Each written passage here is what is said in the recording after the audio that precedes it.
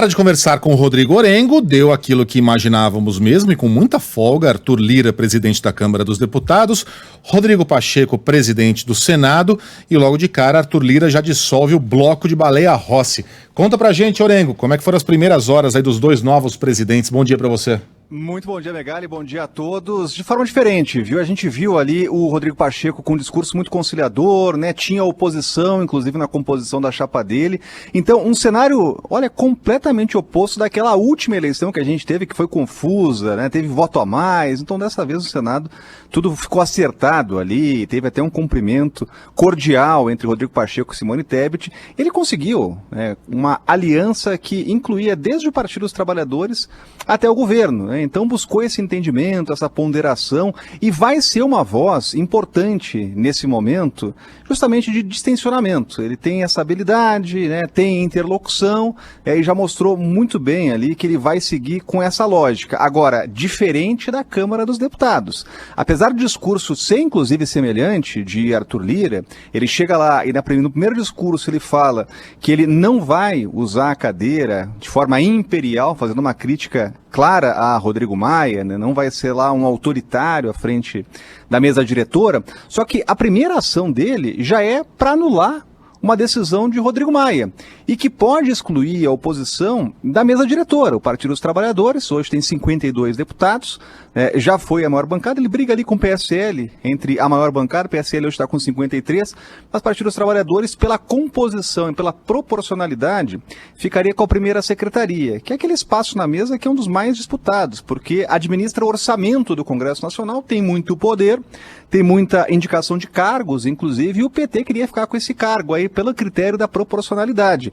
Mas Arthur Lira anulou esse processo e vai começar tudo de novo. Por quê? Qual é o argumento? Ontem teve aquela confusão no meio da tarde, porque o Partido dos Trabalhadores acabou perdendo o prazo, né? E ia indicar lá, segundo o partido, a composição 10 minutos antes, chegou para fazer a inscrição e aí o sistema ficou fora do ar, deu pane no sistema.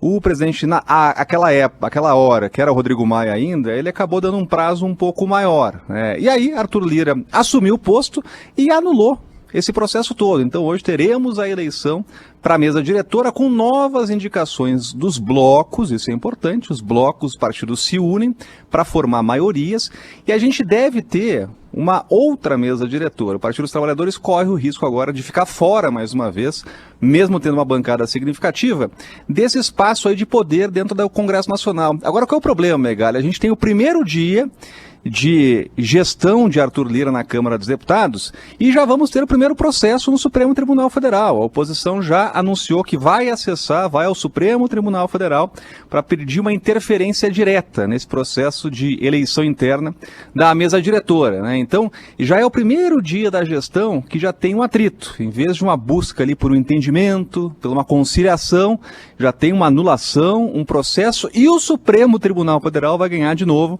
esse protagonismo. É interessante que a gente ouve muito essa crítica, né, que o Supremo legisla, que o Supremo acaba interferindo, atropela decisões legislativas, só que o Supremo é sempre provocado, dessa vez está sendo provocado pela oposição. O que se esperava nesse momento, e o que se espera sempre depois de uma eleição, é aceno, inclusive, para o lado perdedor, é aceno pela composição, né, pela conciliação.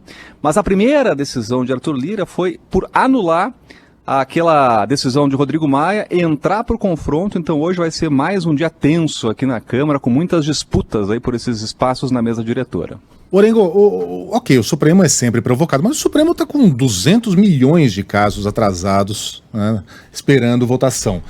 O Supremo poderia colocar esses requerimentos no fim da fila, virar para a política e dizer, olha, vocês se viram aí, né? Então é verdade que ele é provocado, mas ele puxa para si também esse protagonismo, porque haveria a alternativa de simplesmente o Supremo ignorar essas picuinhas, essas minúcias, e deixar que a política tratasse do assunto como deveria ser num país normal. Esse é um assunto estritamente interna corpus aqui do Congresso Nacional, né? Eles precisam se definir, né? Então é uma eleição para a mesa diretora. O Supremo realmente não tem que tomar essa decisão. O que causa estranhamento no início de uma gestão é buscar esse conflito, né? Era o momento lá de fazer a composição, como reza a tradição, logo depois da eleição à presidência da Câmara, tem ali a eleição, né? E a abertura dos votos para a mesa diretora, são aqueles cargos de primeiro vice, segundo vice, primeiro secretário, segundo secretário, vai até o quarto secretário. São aqueles cargos que são muito disputados pelos parlamentares e pelos partidos, porque isso é busca de poder, é espaço de influência dentro do Congresso Nacional. E sempre há essas composições aí de acordo com as proporcionalidades. O que se esperava era isso, até para fazer o seguinte, olha, fim de papo, está definida a mesa diretora e vamos ao que interessa. O que interessa? Não é esse rame-rame político, essa disputa aí entre partido X e partido Y. O que interessa é a pauta do Congresso Nacional. Então, o que precisa se criar agora é realmente um cenário, um ambiente propício para as votações.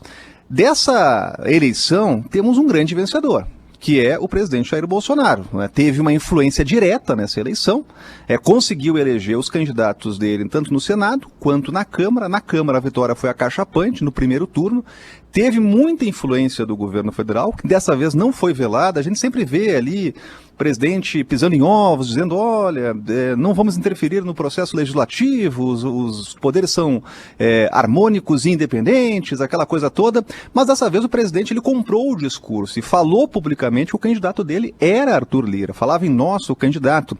E fora isso, usou táticas que sempre foram usadas, mas o presidente, ele falava anteriormente que não faria isso, que era aquela negociação direta, liberação de emendas parlamentares. Ontem parlamentares que eram candidatos aqui, inclusive não estavam ligados à oposição ou à esquerda, caso de Marcel Van Hatten, Kim Kataguiri, subiram ao plenário para criticar isso. Olha, o que teve aqui foi uma oferta de cargos, de emendas parlamentares. Então essas armas foram usadas. O que se espera agora, Megali? O governo decidiu jogar esse jogo, inclusive claramente, né? Não esconde mais isso.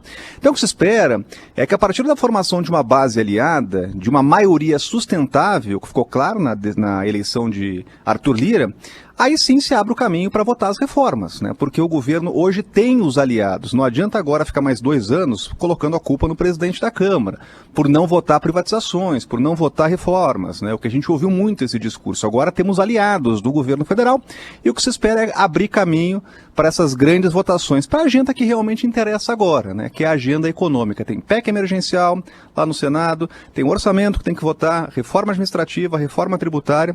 Então são matérias fundamentais. E a gente vai voltar a ouvir, isso ficou muito claro ontem, o debate sobre o auxílio emergencial. Esse debate já vai começar. Orengo, queria pedir para que você falasse um pouquinho, por favor, sobre a importância da mesa diretora. Ontem, é claro, a gente enquanto jornalista vai acompanhando todas as coberturas de todos os veículos que a gente consegue, né, acompanhar. E eu estava ouvindo o pessoal da Rádio Câmara, que é uma cobertura totalmente voltada para o Legislativo, voltada para a Câmara dos Deputados. E eu ouvi uma analogia ótima sobre a eleição de ontem, em que o presidente da Câmara tem aquele cargo mais político e que a mesa diretora, a gente pode comparar com ministros ou então com prefeitos, que é o pessoal que põe a mão na massa mesmo com relação a esses projetos, né? Queria ouvir você um pouco sobre isso, sobre a importância da mesa diretora. A mesa diretora, cara, ela tem uma importância que é fundamental em aspectos aqui do dia a dia do Congresso Nacional e tem também um poder de decisão que é importantíssimo. Sempre as últimas decisões cabem à mesa diretora. Aí o colegiado se reúne e, por maioria, acaba definindo. Vamos dar um exemplo aqui agora, na definição de regras da eleição interna, da eleição para a presidência da Câmara. O Rodrigo Maia, presidente, era a favor de uma eleição híbrida, de um sistema de votação remoto, para garantir lá as medidas de prevenção para deputados da faixa de risco, né? Agora, ele foi voto vencido. A mesa diretora, na maioria, entendeu que o regimento não deveria ser alterado, né? Então, seguimos com aquela votação presencial, foi aquilo que a gente viu ontem. Agora, para efeitos assim do cidadão, do dia a dia das pessoas, realmente não tem muita importância. A importância maior é para questões internas da Câmara e do Senado, né? Então, a gente vê essa briga dos parlamentares é briga por poder. Essa primeira secretaria que o PT quer conquistar ela mexe com um orçamento que é muito maior que diversas cidades. Aí a gente vai para as outras secretarias. A segunda secretaria, para se ter uma ideia, até hoje tem essa figura. O deputado que é o segundo secretário, ele fica definindo passaporte diplomático, porque o parlamentar, a autoridade brasileira, tem um passaporte diplomático. Ele fica averiguando lá, olha, a família pode, quem é que pode pegar o passaporte diplomático, né? O terceiro secretário, ele fica responsável pelas licenças dos parlamentares, licença médica, ressarcimento, questões burocráticas. E aí a gente tem a figura do quarto secretário, que é o cidadão que fica com a chave dos apartamentos funcionais. Ele fica definindo qual é o deputado que vai morar no apartamento X, quem é que vai receber auxílio moradia. Então são questões burocráticas, mas que envolvem poder, e envolvem influência. Quem é o parlamentar que não quer ter lá a chave dos apartamentos funcionais para receber pedidos dos colegas, né? Porque isso envolve realmente aquelas relações de poder, né? Então, essa é a briga que a gente está vendo agora. O mais importante é finalizar essa discussão. Hoje tem votação no Senado, que deve ser mais tranquila, tem lá um entendimento, às 14h, então finaliza a eleição à mesa diretora, e vai ser um dia confuso aqui na Câmara, com muita discussão, muita briga entre partidos, acionando inclusive o Supremo Tribunal Federal para votar às 16h. Mas o que se espera é isso, finalizar essa discussão na mesa diretora, para aí sim tocar no que mais importa, que é a agenda legislativa. E é uma agenda que tem que ser votada agora, primeiro semestre. Se começar a empurrar com a barriga isso, daqui a pouco está chegando o ano eleitoral, né? A gente tem que lembrar, esse é o ano de votações aqui no Congresso e não dá para esperar. Pois é. Rodrigo Orengo, então, volta com outras informações a qualquer momento. Até, Orengo. Valeu, até mais.